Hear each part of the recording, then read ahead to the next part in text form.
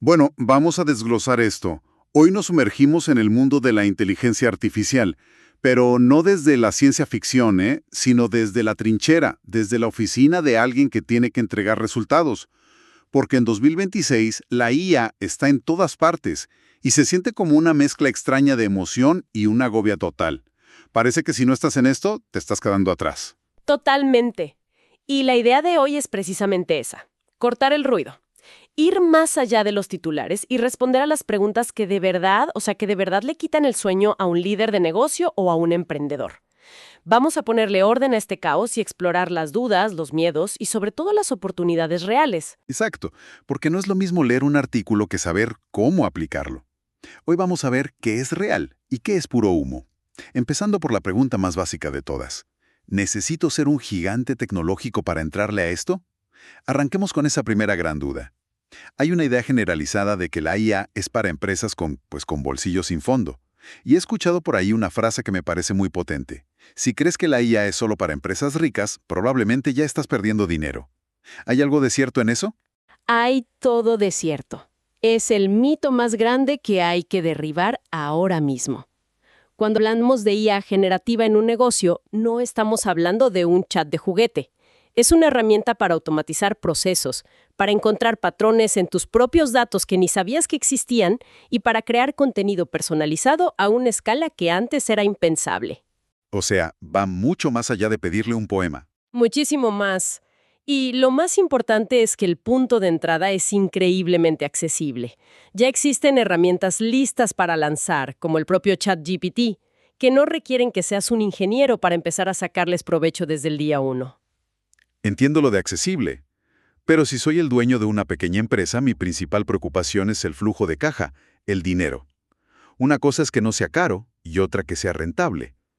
¿Hablamos de un retorno de inversión que veré este año o es una apuesta a largo plazo? Es una pregunta clave. Y fíjate que los datos son sorprendentemente claros y a corto plazo. Por ejemplo, hay estudios que mencionan que los profesionales de marketing que ya usan IA están ahorrando, en promedio, más de 5 horas a la semana. ¿5 horas? Imagina lo que son 5 horas de tu mejor gente dedicadas a estrategia en lugar de a tareas repetitivas. Y si vamos al retorno de inversión directo, algunas consultoras estiman que una pyme puede ver un ROI tangible en un plazo de 1 a 6 meses. 1 a 6 meses. Neta. ¿Implementando qué exactamente? Cosas tan sencillas como chatbots bien entrenados para la atención al cliente, que liberan a tu equipo de soporte, o la automatización de tareas administrativas. No estamos hablando de construir Skynet, sino de aplicar soluciones de bajo costo que optimizan procesos que ya existen. El retorno es casi inmediato. Ok, eso aterriza mucho el beneficio, pero también nos lleva a la pregunta del millón, la que genera más ansiedad. ChatGPT y estas herramientas nos van a quitar el trabajo, porque suena muy bien la palabra potenciación, pero para el redactor junior o el diseñador que hace tareas más rutinarias, no es solo una forma bonita de decir que su trabajo se va a automatizar. Es una preocupación muy legítima y no hay que minimizarla, para nada.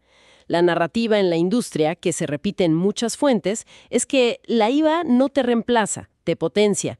Y aunque suene cliché, tiene un fondo de verdad. Mm, El contenido que genera una IA es una base, a menudo una base muy buena, pero carece de algo fundamental: el criterio.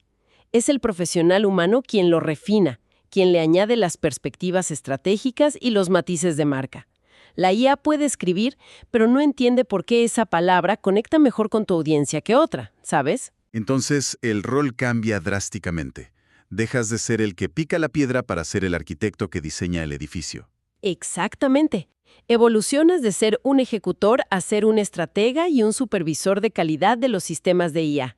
Pasas de escribir cada email a diseñar la campaña y el sistema que los genera y luego a validar que el resultado sea excelente. Ahora, seamos claros, la preocupación es real. Una encuesta del Pew Research Center muestra que el 52% de los trabajadores están preocupados. Claro, es más de la mitad. El riesgo no es para quien aprenda a usar la IA, sino para quien se resiste a verla como el nuevo estándar de su flujo de trabajo. Me queda claro. Y eso me lleva a querer dejar de usar la IA como un simple chat y empezar a usarla como un verdadero empleado. ¿Cómo se da ese salto? ¿Cuál es la diferencia real entre una IA que habla y una que hace cosas en mi empresa. Esa es la distinción que va a separar a las empresas que juegan con la IA de las que la usan para transformar su negocio. Estamos en plena evolución de los modelos de lenguaje grandes, los LLMs, que todos conocemos con GPT, a algo nuevo, los modelos de acción grandes o LAMs. En este nuevo paradigma, la IA no solo habla, sino que actúa sobre el software. Ok, actúa sobre el software. Eso suena potente, pero también complejo. ¿Cómo funciona esa arquitectura en la práctica? Se puede simplificar con una analogía. Piensa en un sistema de IA funcional como si fuera un cuerpo humano. Tiene un cerebro, que es el modelo de razonamiento como GPT, tiene unas manos, que son herramientas de automatización como Make o Zapier, que conectan con otras apps y ejecutan las tareas. Ajá. Tiene sentidos, como herramientas de visión o de audio, para interpretar lo que pasa. Y finalmente, tiene una memoria, que son tus bases de datos donde guarda el contexto.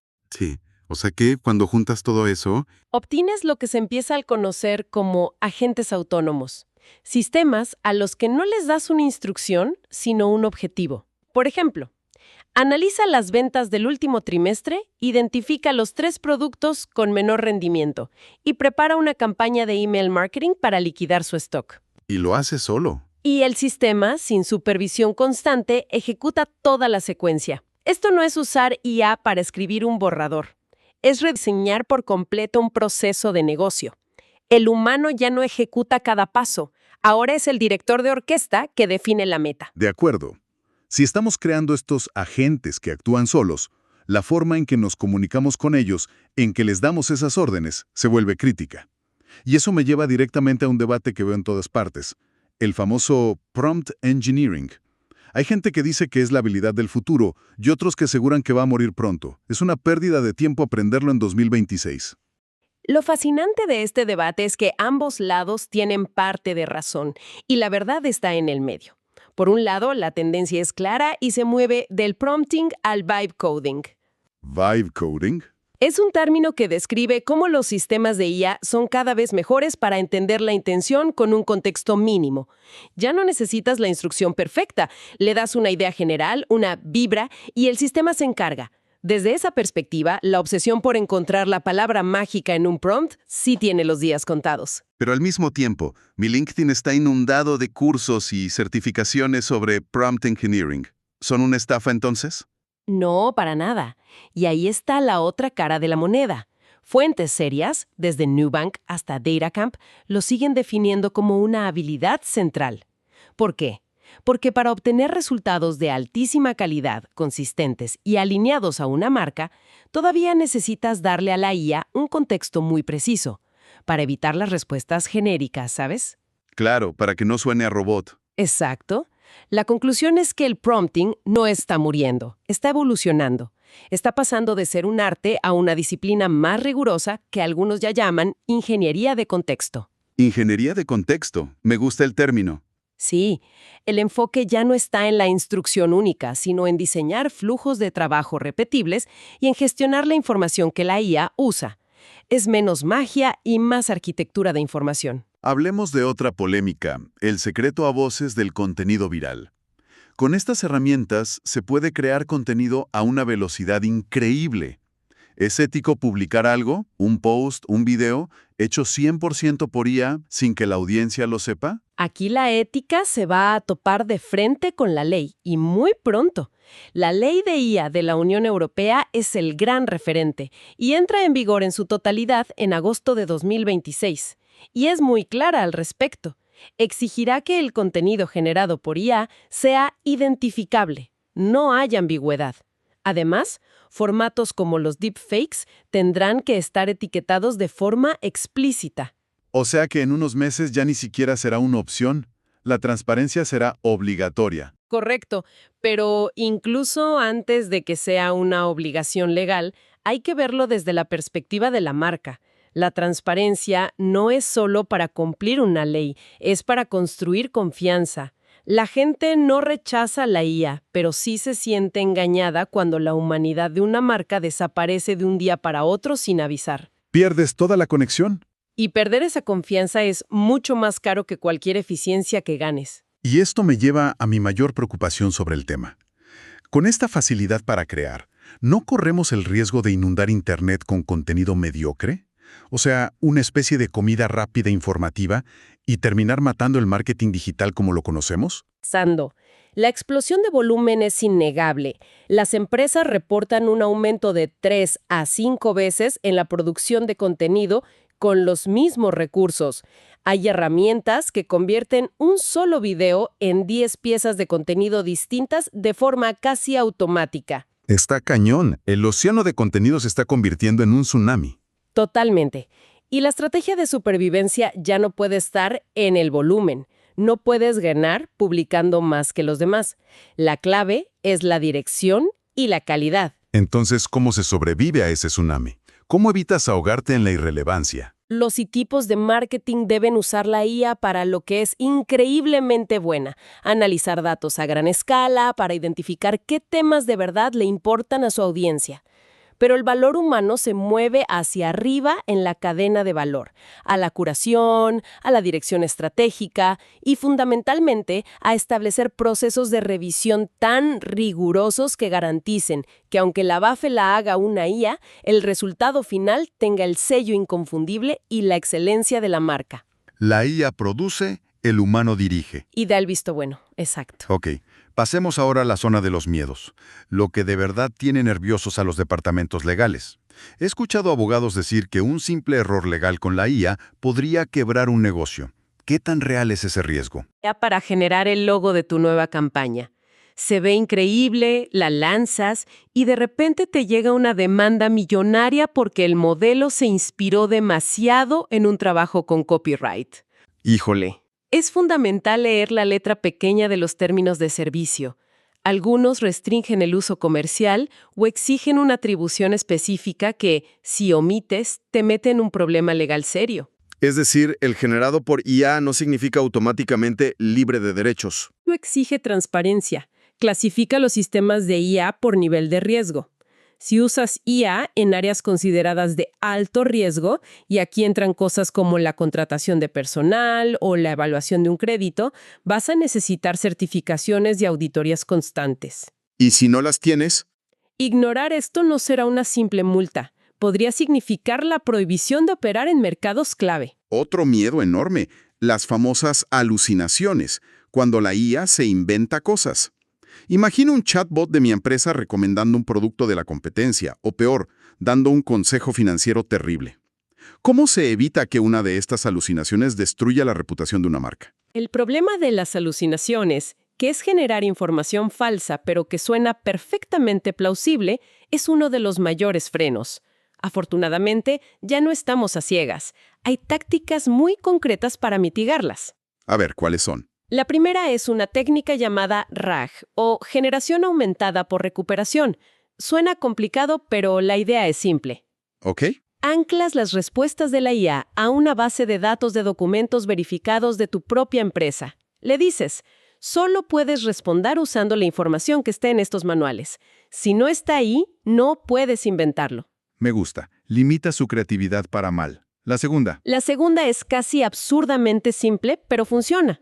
Instruir al modelo para que responda «no lo sé» si la respuesta no se encuentra en las fuentes que le diste. Le quitas el permiso para adivinar. Cero inventos. Y la tercera es una regla de oro para el equipo humano.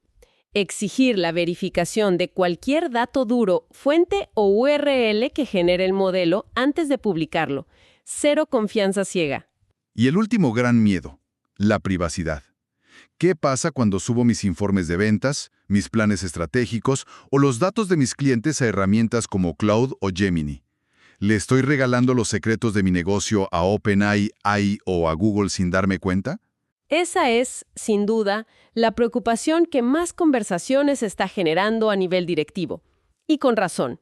El cumplimiento de normativas como GDPR es absolutamente crítico. No puedes simplemente subir información sensible a una herramienta pública. Pero, entonces, ¿qué hacemos?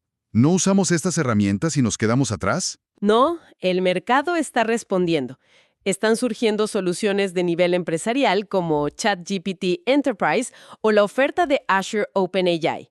Ellas garantizan que tus datos no se usan para entrenar sus modelos públicos y ofrecen capas de seguridad mucho más robustas. Ah, son productos distintos. Totalmente. Además, estamos viendo una tendencia hacia modelos híbridos. Usar la nube para tareas generales, pero mantener los datos más sensibles on-premise, o sea, dentro de los servidores de la propia empresa. La clave es nunca asumir que la versión gratuita tiene las mismas garantías que una solución corporativa. Son dos mundos distintos. De acuerdo. Después de analizar la tecnología, las polémicas, los miedos, que es un poco abrumador, llegamos a la pregunta final, la más importante. ¿En qué nos enfocamos? ¿Qué es lo que un líder o un emprendedor tiene que la IA jamás podrá robarle? Si conectamos todos los puntos, la conclusión es bastante clara y, en mi opinión, muy esperanzadora. La IA se está convirtiendo, a una velocidad de vértigo, en la experta mundial en el cómo, en la ejecución. Pero el ser humano sigue y seguirá siendo el dueño indiscutible del qué y sobre todo del por qué. La estrategia, la visión, el propósito. El rol no desaparece, se eleva. Exacto. Dejas de ser ejecutor para convertirte en arquitecto de sistemas y en el guardián de la calidad y la ética. ¿Cuáles serían entonces esas habilidades insustituibles en las que deberíamos estar invirtiendo nuestro tiempo? Pues mira, hay varias que son puramente humanas. Primero, la visión estratégica, la capacidad de ver más allá de la data y definir un rumbo en medio de la incertidumbre. Segundo, el apetito por el riesgo calculado, algo que una IA programada para la eficiencia simplemente no puede hacer. Claro. Tercero, la creatividad disruptiva, no para optimizar un proceso un 10%, sino para imaginar cómo rediseñarlo desde cero. Cuarto, el juicio ético para navegar las zonas grises. Y quizás la más importante de todas, la habilidad de construir confianza, con tu equipo, con tus clientes. Eso es algo que ningún algoritmo podrá jamás replicar. Entonces, si lo entiendo bien, la IA no es una herramienta más que añadimos a la lista. Es un cambio de paradigma que nos obliga a repensar qué significa nuestro trabajo y dónde aportamos verdadero valor. Exactamente. Y eso nos lleva a una reflexión final. Una pregunta que me gustaría dejarle a quien nos escucha. Las organizaciones que están a la vanguardia ya no se hacen las preguntas obvias como ¿qué herramienta de IA debemos usar o cuánto tiempo nos ahorra? La pregunta que definirá a los ganadores en los próximos años es radicalmente distinta. ¿Y cuál es esa pregunta? La pregunta es, ¿qué procesos de nuestro negocio debemos rediseñar desde cero ahora que la capacidad de generar ideas, analizar datos y tomar decisiones es prácticamente instantánea y gratuita? ¡Wow! Esa pregunta lo cambia todo. No se trata de cómo le meto la IA a lo que ya hago, sino de qué cosas completamente nuevas puedo construir ahora que tengo este superpoder. Esa es la verdadera transformación. No se trata de optimizar lo viejo, sino de tener el valor de diseñar lo nuevo.